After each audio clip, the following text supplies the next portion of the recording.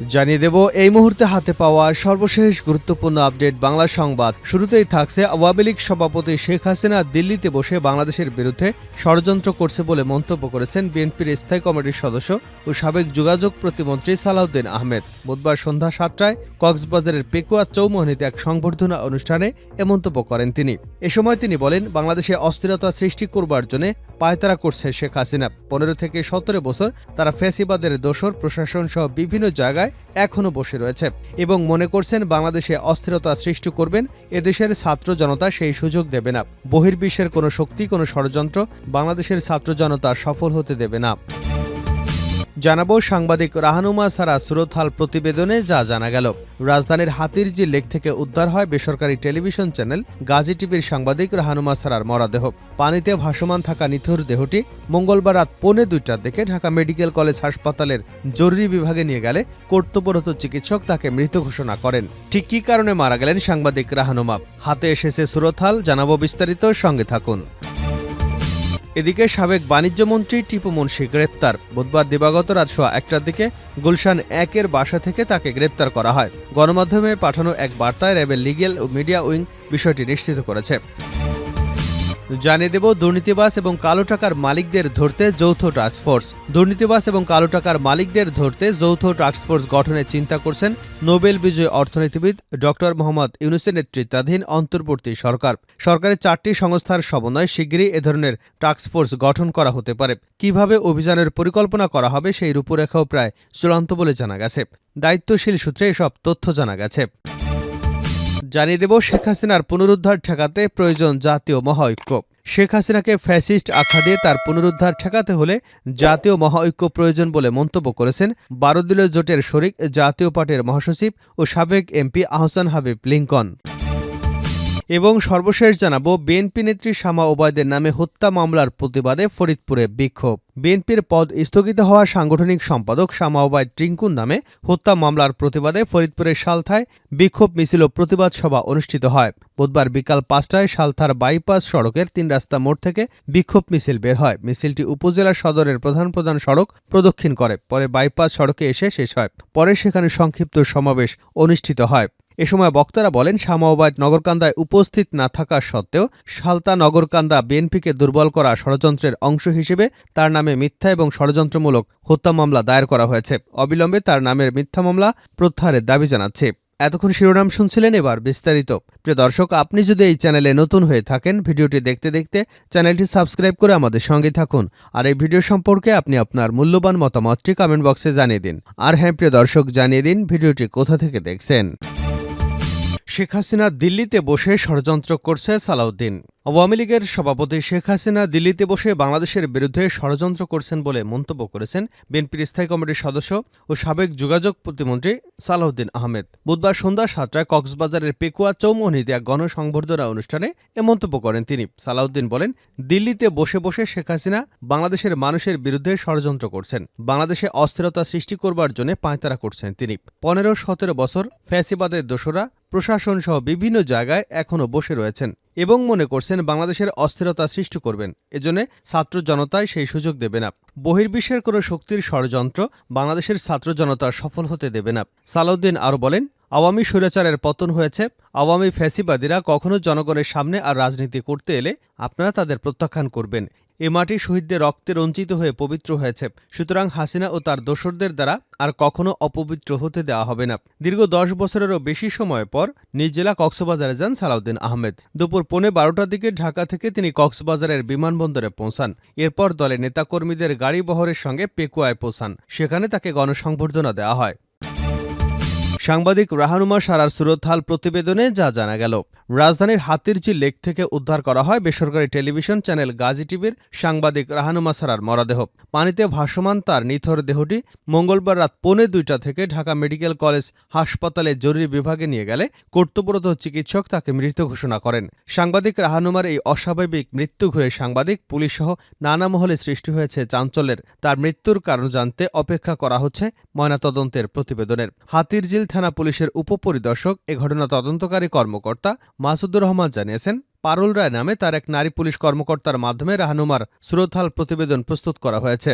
সুরতহাল প্রতিবেদনে তিনি লিখেছেন, সারা রাহানুমার শরীরের কোনো অংশে দাগ বা আঁচড়ের চিহ্ন নেই। চুল, কপাল এবং মুখ স্বাভাবিক ছিল, তবে নাক দিয়ে তরল নির্গত হয়েছে। হাতের আঙুলের নখগুলো নীল বর্ণে দেখা গেছে। মৃত্যুর কারণ সম্পর্কে সুরতহালে বলা হয়েছে, রাহানুমা সারার মৃত্যুর কারণ সম্পর্কে সুনির্দিষ্ট কোনো উল্লেখযোগ্য কারণ জানা যায়নি। তবে এটা জানা গেছে, সারা অবচেতন অবস্থায় হাতের যে লেকের মধ্যে ভাসছিলেন তার শরীরে বাহ্যিক কোনো আঘাত বা আঁচড় নেই, কোনো যৌন নিপীড়নের চিহ্নও পাওয়া যায়নি। ফলে মৃত্যুর কারণ জানতে ময়নাতদন্ত সহ অন্যান্য ব্যবস্থা গ্রহণের অনুরোধ করা হলো। তদন্তকারী কর্মকর্তা মাসুদুর রহমান গণমাধ্যমকে বলেন, প্রাথমিকভাবে ধারণা করা যায় তিনি আত্মহত্যা করেছেন, তবে মৃত্যুর কারণ চূড়ান্তভাবে জানা যাবে ময়নাতদন্তের পর। মঙ্গলবার রাত 12:30টার দিকে তার লাশ উদ্ধার করা হয়। জানা যায়, মৃত্যুর আগে মঙ্গলবার রাত 12টার দিকে ফেসবুকে একটি পোস্ট দেন রাহানুমা। এতে ফাহিম ফয়সাল নামে তার এক বন্ধুকে ট্যাগ করে কয়েকটি ছবি পোস্ট করেন, যেখানে ছবিতে ফাহিমও রয়েছে। ট্যাগ করা ক্যাপশনে তিনি লেখেন, তোমার মতো বন্ধু থাকা খুব ভাগ্যের ব্যাপার। আশা করি খুব শীঘ্রই তোমার স্বপ্ন পূরণ হবে। আমি জানি আমাদের অনেক পরিকল্পনা ছিল। দুঃখের বিষয় হলো পরিকল্পনাগুলো বাস্তবায়ন করতে পারলাম না। আল্লাহ তোমার জীবনের সব আশা বাস্তবায়ন করুক। লেখা শেষে দুটি ভালোবাসার ইমোজি জুড়ে দেন। তার 1 ঘন্টা আগে আরেক পোস্টে রাহানুমা লেখেন, জীবন মৃত্যু হয়ে থাকার চাইতে মরে যাওয়াই ভালো। মৃত রাহানুমা বেসরকারি channel Gazi TV newsroom editor হিসেবে কর্মরত ছিলেন। তিনি কল্যাণপুরে থাকতেন বলে জানা গেছে। সারা নোয়াখালী সোনাইমুড়ি উপজেলার ইসলামবাগ কৃষ্ণপুর গ্রামের বখতিয়ার শিকদারের মেয়ে। সাবেক বাণিজ্যমন্ত্রী টিপু মুন্সিকে গ্রেপ্তার। সাবেক বাণিজ্যমন্ত্রী টিপু মুন্সিকে গ্রেপ্তার করেছে র্যাপিড অ্যাকশন ব্যাটালিয়ন র্যাব। বুধবার দিবাগত রাত 1:15টার দিকে গুলশান 1-এর বাসা থেকে তাকে গ্রেপ্তার করা হয়। গণমাধ্যমে পাঠানো এক বার্তায় সাবেক লিগ্যাল ও মিডিয়া উইং বিষয়টি নিশ্চিত করেছে। র্যাব জানায়, বৈষম্যবিরোধী ছাত্র আন্দোলন চলাকালে গুলিবিদ্ধ হয়ে শ্রমিক মুসলিম উদ্দিন মিলন হত্যার ঘটনায় দায়ের করা মামলায় টিপু মুন্সিকে গ্রেপ্তার দেখানো হয়েছে। প্রাথমিক জিজ্ঞাসাবাদ শেষে তাকে পুলিশের কাছে হস্তান্তর করা হবে। গত 5 আগস্ট আন্দোলনের মুখে তৎকালীন প্রধানমন্ত্রী শেখ হাসিনা পদত্যাগ করে ভারতে পালিয়ে গেলে পরদিন 6 আগস্ট রাষ্ট্রপতি সংসদ ভবন ভেঙে দেওয়ার পর তিনি সংসদ সদস্যের পদ হারান। তার বিরুদ্ধে বৈষম্যবিরোধী ছাত্র আন্দোলনে শিক্ষার্থী এবং শ্রমিক নিহতের ঘটনায় গাজীপুর ও রংপুরে হত্যা মামলা করা হয়েছে। 22 আগস্ট টিপু মুন্সি, তার স্ত্রী আইরিন, শালবিকা মুন্সি, মেয়ে তানিয়া, অনন্যা মুন্সি এবং তৃষ্ণা মুন্সির ব্যাংক অ্যাকাউন্ট জব্দ করে বাংলাদেশ ব্যাংকের আর্থিক গোয়েন্দা সংস্থা বাংলাদেশ ফিনান্সিয়াল ইন্টেলিজেন্স ইউনিট।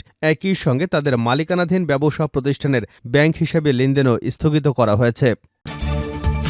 দুর্নীতিবাজ ও কালো টাকার মালিকদের ধরতে যৌথ টাস্কফোর্স। দুর্নীতিবাজ এবং কালো টাকার মালিকদের ধরতে যৌথ টাস্কফোর্স গঠনের চিন্তা করছে নোবেল বিজয়ী অর্থনীতিবিদ ড.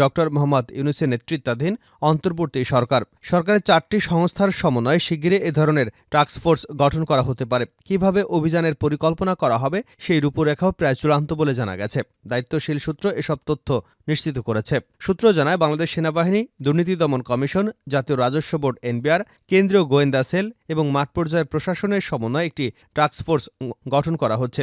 এই টাস্কফোর্সকে বিভিন্ন ধরনের ব্যাংকিং তথ্য দিয়ে সহায়তা করবে বাংলাদেশ ব্যাংকের গোয়েন্দা সেল BFIU।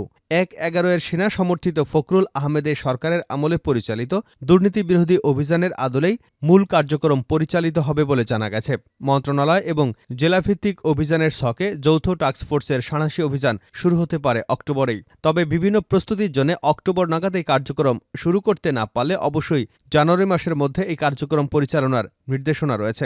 তবে অতীত অভিজ্ঞতা ও বিশ্লেষণ করে বিশ্লেষকরা মনে করছেন এতে সমাজে একটি আতঙ্ক তৈরি হতে পারে। এছাড়া এই অভিযানের মূল দায়িত্ব দুদক ও এনবিআরের। এক্ষেত্রে অন্যান্য সংস্থা জড়িত হলে তাতে সমন্বয়হীনতা দেখা দিতে পারে। তবে এই টাস্কফোর্স গঠন ইতিবাচক হিসেবে দেখছেন তারা মনে করেন এতে প্রতিষ্ঠানগুলোর সমন্বয়ের মাধ্যমে দুর্নীতি এবং অর্থ পাচার নিয়ন্ত্রণ সম্ভব। তবে এতে ক্ষমতা বেষ্টিত বা ক্ষমতার সঙ্গে যুক্ত ব্যক্তিদের প্রাধান্য দিতে এবং পদ্ধতিগত সংস্কারে মত দিয়েছেন তারা। সংশ্লিষ্ট ব্যক্তিরা বলছেন, অভিযান পরিচালনার পাশাপাশি পদ্ধতিগত সংস্কার প্রয়োজন। পদ্ধতি সংস্কার না করলে আজকে একজন দুর্নীতিবাজ ধরলে কাল আরেকজন দাঁড়াবে, ফলে দীর্ঘমেয়াদে কোনো লাভ হবে না। সূত্র জানায়, সাবেক সরকারের আমলে রাষ্ট্রীয় পৃষ্ঠপোষকতায় অর্থ পাচার, কর-ফাঁকি, শেয়ারবাজার কেলেঙ্কারি, পদের অপব্যবহারের মাধ্যমে বিপুল অর্থের মালিক হয়েছেন এমন ব্যক্তিদের ধরতে কাজ করবে টাস্কফোর্স। সংশ্লিষ্ট ব্যক্তিরা বলছেন, 1996 সালে বিচারপতি হাবিবুর রহমানের নেতৃত্বাধীন তত্ত্বাবধায়ক সরকার দায়িত্ব নেবার পর শুরু হয়েছিল যৌথ অভিযান। এরপর ২০০৭ সালের ১/১১ সেনা সমর্থিত ডক্টর ফখরুদ্দিন আহমেদ সরকারের আমলেও একই ধরনের অভিযান পরিচালিত হয়। তখন আতঙ্কে দুর্নীতিবাজদের অনেকেই রাস্তায় গাড়ি এবং টাকার ব্যাগ ফেলে পালিয়ে যাওয়ার নজির আছে। তবে আগেই দুইবারের প্রেক্ষাপটের তুলনায় এবারের প্রেক্ষাপট সম্পূর্ণ ভিন্ন। সূত্র জানায়, বিভিন্ন ধরনের আর্থিক অনিয়ম এবং সন্ত্রাসীদের ধরতে সাঁড়াশি অভিযান চালালেও দেশে স্থিতিশীলতা ফিরবে। জবাবদিহি নিশ্চিত করা এবং জনগণের সম্পদ লুণ্ঠনকারীদের বিরুদ্ধে এই অভিযান চালালে সেখানে জনগণের সমর্থন থাকে। এখন পুলিশ এবং সরকারি প্রশাসনের মধ্যে আস্থা ফিরে না আসা পর্যন্ত এ কাজে বিলম্ব হচ্ছে। তবে অভিযান পরিচালনায় যত দেরি হবে তার গ্রহণযোগ্যতা ততটাই কমে যাবে। এতে দুর্নীতিবাজ এবং অপরাধীদের রক্ষার সুযোগ তৈরি হবে। শামা ওবায়দের নামে হত্যা মামলার প্রতিবাদে ফরিদপুরে বিক্ষোভ। বিএনপির পদ স্থগিত হওয়া সাংগঠনিক সম্পাদক শামা ওবায়দ রিংকুর নামে হত্যা মামলায় প্রতিবাদে ফরিদপুরের সালথায় বিক্ষোভ মিছিল ও প্রতিবাদ সভা অনুষ্ঠিত হয়েছে। বুধবার বিকাল ৫টায় সালথার বাইপাস সড়কে ৩ রাস্তা মোড় থেকে বিক্ষোভ মিছিল বের হয়। মিছিলটি উপজেলা সদরের প্রধান প্রধান সড়ক প্রদক্ষিণ করে পরে বাইপাস সড়কে এসে শেষ হয়। পরে সেখানে সংক্ষিপ্ত সমাবেশ অনুষ্ঠিত হয়। এ সময় বক্তারা বলেন, শামা ওবায়দ নগরকান্দায় উপস্থিত না থাকা সত্ত্বেও নগরকান্দার সালথা বিএনপিকে দুর্বল করবার ষড়যন্ত্রের অংশ হিসেবে তার নামে মিথ্যা মামলা দায়ের করা হয়েছে। অবিলম্বে তার নামে মিথ্যা মামলা প্রত্যাহারের দাবি জানান তারা। উল্লেখ্য, শামা ওবায়দ গ্রুপের সঙ্গে কৃষক দলের কেন্দ্রীয় কমিটির সাধারণ সম্পাদক শহীদুল ইসলাম বাবুল গ্রুপের ২১শে অগাস্ট নগরকান্দার পৌরসভার সদর এলাকায় সংঘর্ষ হয়। এই সংঘর্ষের সময় উপজেলার ছাগলদি গ্রামের কবির ভূঁইয়া ৫৫ নামের একজন নিহত হন। কবির ভূঁইয়াকে হত্যার অভিযোগে পদ স্থগিত হওয়া বিএনপির সাংগঠনিক সম্পাদক শামা ওবায়দ সহ ৩৬ জন বিএনপি নেতাকর্মীকে আসামি করে নিহতের স্ত্রী মঞ্জিলা বেগম বাদী হয়ে থানায় হত্যা মামলা দায়ের করেন। গত ২৩শে অগাস্ট রাতে নগরকান্দা থানায় মামলাটি দায়ের করা হয়।